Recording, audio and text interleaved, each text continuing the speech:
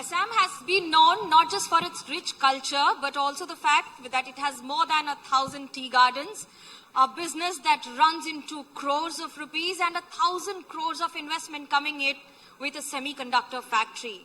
It's the new Assam, but is it really changing on ground, and what is changing on ground? To talk more on this, I have with me a power-packed panel who will give you an idea on where it all starts and where it is all heading to. Welcome all the gentlemen for this show. Prabhat, I start with you. You've seen one of the major changes in Assam coming up when it comes to business and, of course, the transformation of tea industry. Where do you see it heading to now?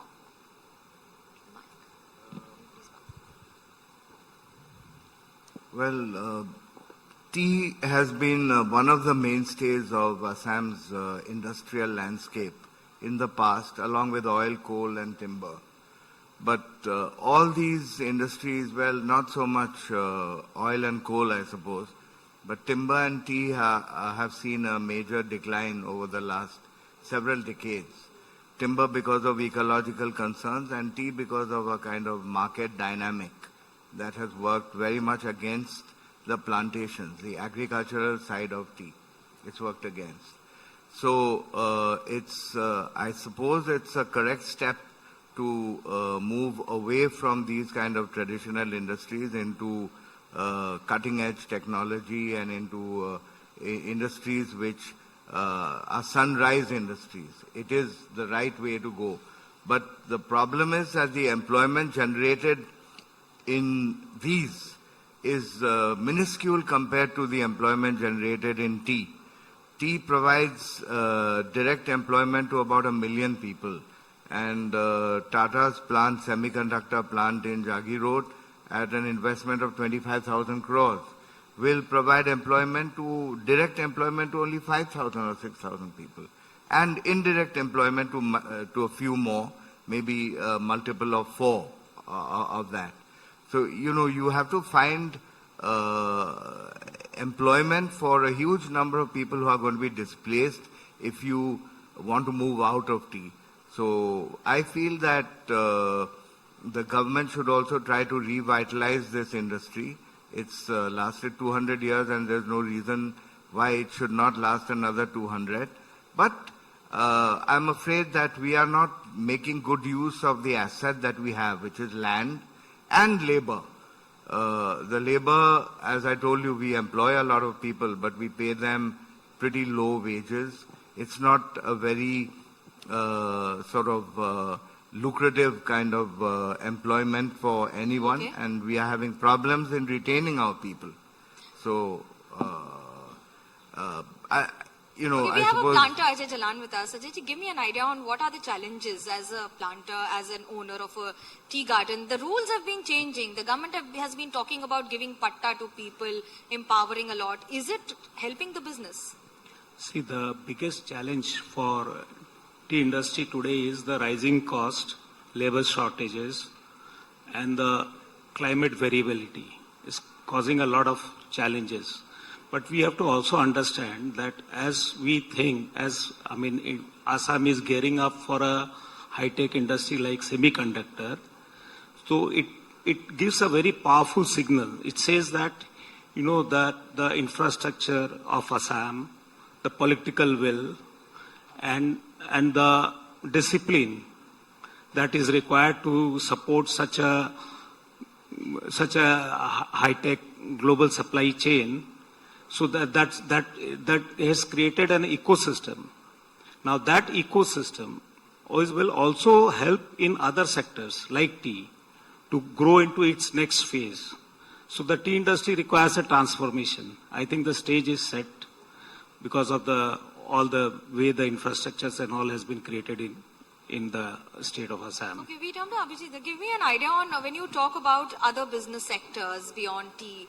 How has Assam seen a transformation, and is it adding to the big picture or at the micro level also? Traditionally, Assam has been dependent on oil and tea, and before that, timber for its economy. But I see a gradual change taking place. Closer to you, please. But I see a gradual change taking place, and we are now moving forward and going into high-tech industries. The another shift that is taking place is that in the past, the industrialization drive was mainly from the government sector. We had refineries, we have a number of refineries, we have investment in oil and gas sector. But there is a limit to which the government can invest in industry and business, and the trend has been that the government is moving away from business. So there is a gap, there is a void where the local entrepreneurship has not yet developed to the extent that the void can be filled up. But in the last few years, I am seeing a trend where more and more of the smaller entrepreneurs, the educated entrepreneurs, the local entrepreneurs are coming forward and taking up entrepreneurship as a career. In Assam has traditionally the educated Assamese has already been depending upon jobs, whether be it in the tea or in the government or in the public sector.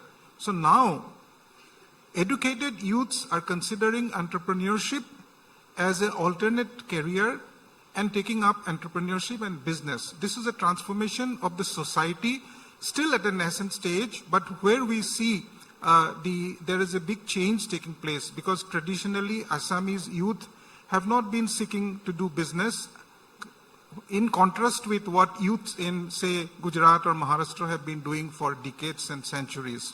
So I see this, and with the policies that have been announced by the government and implemented, there is a big push towards entrepreneurship by the small entrepreneurs, as well as large investments like semiconductor that is coming into Assam. So, Bhaskar, do you agree to it, that the government has made such policies that is helping it, or is it being pushed into the youth? You are also heading the State Youth Commission. Give us an idea on, is the government or is it the business sector that is expanding on its own?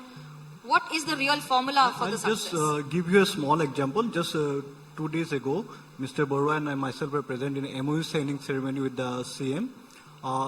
During the Advantage Assam 2.0, 5 lakh crore has been proposed, and in 1 year, 3 lakh crore has been utilized. So he has also signed the MOU, I have also signed the MOU. So it shows the changing scenario of investing in Assam. For one example, I will give one example. There are around 16 5-star hotels coming up in Guwahati. There are properties like Ginger, which I am promoting, and then JW Marriott, that's coming up in Upper Assam. So that shows the coming up of the 5-star hotel. It shows that the belief of the industry and also of foreign investment also in Assam. So it shows a very good picture, because it's a very tectonic shift regarding the investing scenario in Assam. Okay, so give me an idea. You're talking about infrastructure. Of course, the new Guwahati airport is the most talked about airport now, at least in Northeast. The number of airports that we had earlier was handful, and now it is running into more than a dozen in the region.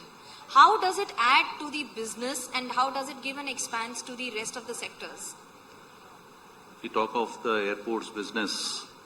Guwahati International Airport is one of the airports having the pride to give run for the money to airports like Delhi, Mumbai, Bangalore.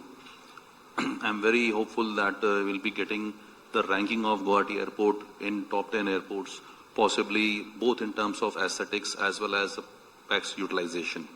The moment this kind of connectivity comes up, it helps add to the business, because the movement from various international travelers, this airport is also adding towards many additional number of flights, both for domestic as well as international, giving all of the international class leisure as well as business in terms of shopping. Other than airports, we have got the basic passengers. Other than that, we have got the cargo business that is going to give a boost to Tata Semiconductors, that is going to have the investment of 27,000 crores. Both all of their equipment coming from different countries for the establishment, and then they're doing the business year on year. The cargo business is going to increase nothing less than 20 times in the next 5 years, which is, as at the moment, if it is 18,000 tons a year, it is going to go 20 times. But Prabhat, give me an idea. Is it also about, you spoke about the number game. When we talk about numbers, that the tea industry has the highest number of people revolving around it in livelihood. Do we talk about these 27,000 crores in numbers, and it also impacts the lives in the certain way, or do we look forward to a bigger business platform now? Both, I think. You can't devalue Three things something. that you would ask the government to change if you would ask them to. No, a bird in the hand is worth two in the bush. Okay. Okay, so if you already have something that has served well for 200 years, you should nurture that and see that it survives and thrives. And I must say that the CM of our state has taken a lot of interest in tea, and the cabinet and the government have given many packages for tea. But I think the basic problem with the tea industry today is that you have an oligopsony, I think that's what it's called, in the buying sector. You have about 7 or 8 buyers who dominate the market, and they have ensured that tea prices don't go up. If prices don't go up, we can't pay our workers adequately. So that oligopsony has to be broken, and the only way to do it is through government intervention. And I believe that the tea board and the government of Assam are taking steps to do that. So hopefully better days are around the corner. But I also want to talk about the industrialization push. It's great. And, projects like Tata Semiconductor project in Jagi Road are fantastic projects. But a lot of the investment that is coming into Assam as a result of 50% subsidy, which is being given in all save 5 districts. In 5 districts, it's 30%. Nevertheless, that 50% subsidy is driving investment, and it's driving it in certain channels which are going to become overcrowded. What happens in Assam is, long back people used to open PCOs. One fellow opened a PCO, and about 20,000 followed, and the PCO business collapsed. Okay. Then they opened wine shops. Then huge numbers of wine shops came in. What because is the one latest guy, business opening the up the latest most? business opening up is hotels and tourist infrastructure. There is, and we are guilty also. We have tea estates near Kaziranga, so we are also on the bandwagon. I'm not saying that I'm an exception, but the government should also have an overarching policy about where to direct the investment. Okay, the government has been tom-tomming about a lot. Abhijita, give me an idea. Do you agree with it that the thrust has to be only on certain sectors, or the expansion is absolutely worth it? See, I believe in the free economy. So let the entrepreneur decide what he wants to do, where he wants to do, whether he wants to set up a tea garden or he wants to set up a hotel. So I don't think it's the government's purpose to mandate, to direct what its citizens should do. We believe in free economy. And I see that things are moving in the right direction. Even though the tea has been the backbone of the Assam economy for a long time, we have to move with the times. And every economy all over the world, when it progresses, it moves from agriculture to manufacturing to services. That's the trend everywhere. And even in India, if we look at, our manufacturing sector is still contributing much less to the economy compared to countries like China or Malaysia or Vietnam. So we still have room for growth in the manufacturing sector overall India. And when talking about a state like Assam, the gap is even more glaring, and we need more and more industry, more and more manufacturing. Okay, so Bhaskar, give me an idea. We talk about so much of business opportunities. When you talk about youth, there's still question that you need more employment, you need more opportunities, because you're heading the commission, and also you come from Upper Assam, where the challenges have been more. Do you think that the government has done enough for the youth and the entrepreneurs of the state? Yes, definitely. Government has. So when it comes to entrepreneurship, youths are being promoted. So they are all, even in the small sector or micro scale, there are a lot of incentives has been given. And as for what Mr. Biswa said, I'd like to beg to differ with him, because recently I have seen that in the investment scenario, 90,000 crore has been coming for the power sector, renewable energy sector. Even NDTV's promoters, Adani Group, has been doing a big in the solar power. There are also other sectors. So when it comes to tourism industry, it comes in the bottom actually. So tea industry is always the mainstay, but right now power sector is getting more investment in Assam. Okay, so there's If we more go by power the to figures. power now. But Ajayji, give me an idea, when you talk about the business of tea industry, is it the competition in-house, is it premix, is it government policies, or is it coffee brewing more than the tea? I think tea industry requires a huge transformation. So the role for government as well as the tea producers are equally important. 3 requests to the government from this stage. See, we need to move from a commodity to a product, value-added product. And today the industry is a cash-strapped. So we need to create that ecosystem. Today the consumers are very health conscious. And tea, green tea, you know that many nutritionists say that is among one of the top superfoods. And it's interesting that any true teas, whether it is green, black or white, they all come from the same plant and are rich in flavonoids and antioxidants. So we need to harness those characteristics of the tea. And I also think, there is an increasing awareness about the health benefits of the tea. And that's why we have seen that there has been an increase in export of Assam Orthodox. There has been a substantial increase. So I think it's a combination of both. So what we require from government is some thoughts in these directions. Personally, I would be more happy if we are not given any subsidies and packages, but given a more inclusive things on what can be done to achieve the way China and all is doing. Like Prabhat always says that giving a package is like a band-aid. It's a very short-term measure. And but we've been working on band-aids only. So we need to be more innovative, and there's a lot of opportunity. And not only on the product side, even the production side, there's a scope for huge transformation. The tea industry is a very traditional industry, and today, precision agriculture, like your things like GPS, IoT sensors, drone-driven things, and AI-driven analytics, that can all help in crop health, your pest management, etc. Okay, so you worked in other parts of the country, but when you talk about Guwahati, Mukesh, so what are the challenges that you see here? It's not just about coming up with an airport, but the logistical challenge, the location advantage or disadvantage, and an ecological balance that you have to maintain with the essence of the location and the beauty. There are many advantages, starting with the land, labor, and the water availability. So far as the air quality index, it is still very healthy. So we need to clap for the air quality index of Guwahati, which is better than other cities. Secondly, coming to some of the disadvantages.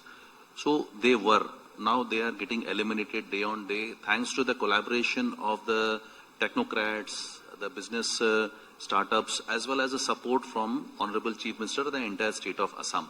So they have reduced. The only further support that is expected is the clarity of communication that this is what is required. Some kind of additional land for the transportation, logistics, or the airport development. And then we get the approvals. So the moment there is a clarity of communication, there is always something called expectations and deliverables. So if we raise the expectations specifically, the deliverables are obviously getting supported by the state government. And I'm very hopeful that whatever Honorable Chief Minister said on Advantage Assam 2.0, that Assam is going to be, right, if it is at number 10 in terms of overall GDP growth or the contribution towards the overall country. So in the next 2 to 3 years, Assam will be very close to top 5.